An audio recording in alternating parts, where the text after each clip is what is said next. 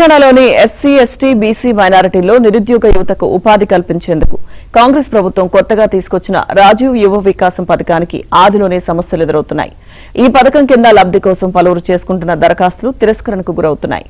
గతంలో 2017-18లో SC, ST, BC minority కార్పొరేషన్ల ద్వారా స్వయం ఉపాధి కోసం దరఖాస్తు చేసుకుని లబ్ధి పొందిన వారికి ఈ సమస్య ఎదురవుతోంది.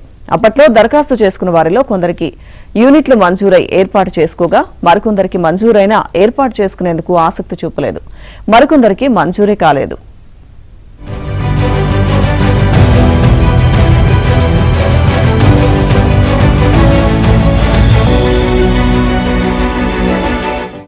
ప్రస్తుతం రాజీవ్ యువ వికాసం కింద దరఖాస్తు చేసుకోవడానికి ఆన్లైన్ సెంటర్లకు వెళ్లి ఆధార్ నంబర్ను నమోదు చేయగానే దరఖాస్తులు రిజెక్ట్ అవుతున్నాయి.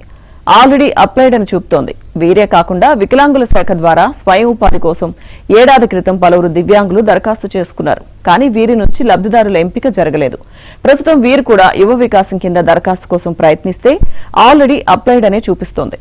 అయితే గతంలో దరఖాస్తుదారులు నమోదు చేసిన వివరాలను అధికారులు తొలగించకపోవడం వల్లే ఈ సమస్య ఎదురవుతున్నట్టు తెలుస్తుంది. కానీ ఈ పరిణామంతో నిరుద్యోగ యువత ఆందోళన చెందుతున్నారు. కొత్త దరఖాస్తులను స్వీకరించని పక్షంలో తాము గతంలో చేసిన దరఖాస్తులనైనా పరిగణలోకి తీసుకోవాలని, ప్రభుత్వం దీనిపై స్పష్టత ఇవ్వాలని కోరుతున్నారు.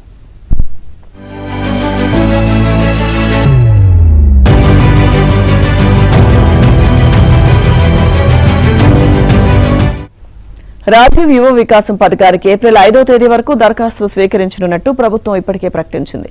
ఈ నెల 16న నోటిఫికేషన్ జారీ చేసిన మరుసటి రోజే దరఖాస్తుల స్వీకరణ ప్రక్రియను ఉప ముఖ్యమంత్రి భట్టి విక్రమార్క లాంఛనంగా ప్రారంభించారు. అనంతరం ఆన్లైన్లో మండల కార్యాలయాలు, ప్రజాపాలన కేంద్రాల ద్వారా దరఖాస్తులను స్వీకరిస్తున్నారు. దరఖాస్తుల స్వీకరణ గడువు ముగిశాక ఏప్రిల్ 6 నుంచి లబ్ధిదారుల ఎంపిక, యూనిట్ల మంజూరు ప్రక్రియ మొదలు పెడతారు. మే 30 వరకు ఈ ప్రక్రియ కొనసాగనుంది. మండల స్థాయిలో దరఖాస్తులను పరిశీలించి జాబితాను కలెక్టర్లకు పంపితే జిల్లా కమిటీ లబ్ధిదారులను ఎంపిక చేస్తుంది. అనంతరం లబ్ధిదారుల జాబితాను ఇన్ఛార్జి మంత్రికి పంపిస్తారు. ఇన్ఛార్జి మంత్రి పరిశీలన అనంతరం లబ్ధిదారులను ప్రకటిస్తారు.